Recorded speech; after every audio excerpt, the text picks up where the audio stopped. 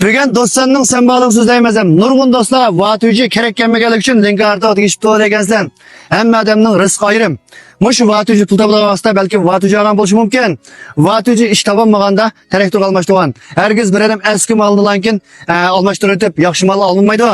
Mushning vaqtida mushning pul topgan, hali pul olgan. O'z vaqtida 1 million 400 ming chiqqan vatüji mava.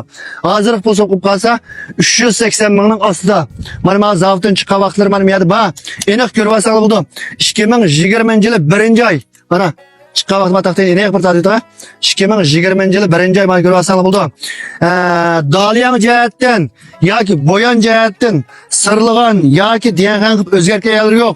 Nurg'unlarning ayrim rasmiy yo'llab beriladilar. Ayrim rasmiy yo'llab berdim. Yo'llab bergandan keyin ma bag'ni kelib, ma bag'ni almashtirgan bankan deb qoldinglar. Ajab yangi turdi bag'lari almashtirgan bang o'xshaydi. Agar ma bu bag'ni almashtirgan vatüji qilib qolsa men bir mo'cham pul olmayman, haqsiz birman. Ammo nima ish qazin sotamiz deganda shu link kartoni 260 ni 2 kilo tegishib yotdik. Uyanglarda bor har qanday yezikli mashinalar qilib qolsa, link kartoni almashtiramiz. O'rnimiz Aqsu Shigoyanda, yana bir o'rnimiz qilib qolsa, Yakanda, shu Qashqarlik do'stlar qilib qolsa, insonlarga chiqqanmisin. Bizning Yakan yana bir kan bor. Hamma kasbda pul topqili bo'ldi. Lekin shu kasbning vaqtini tutalgan vaqtida, ammo shu vatüji pul topadigan bir mezgillar kelgan. Men 2010 dan 15-yilgacha mana pandur mashinasi, yuk mashinasi shu vaqtlarda shu mashinaning o'sha vatüjining davrida. Undan keyin bir mezgil qiladi. Hozirmi yana yo'l topalganlar, ishning epini topalganlar yana shuni pul topadi.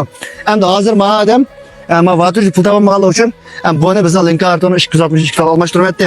Uyanglarda bor har qanday yezikli mashinalar mana shunga ham o'xshash.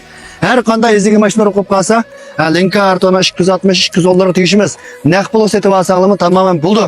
O'rnimiz Yakanda, Aqsuda hamsi. Qo'llab berganingiz uchun ko'pdan ko'p rahmat.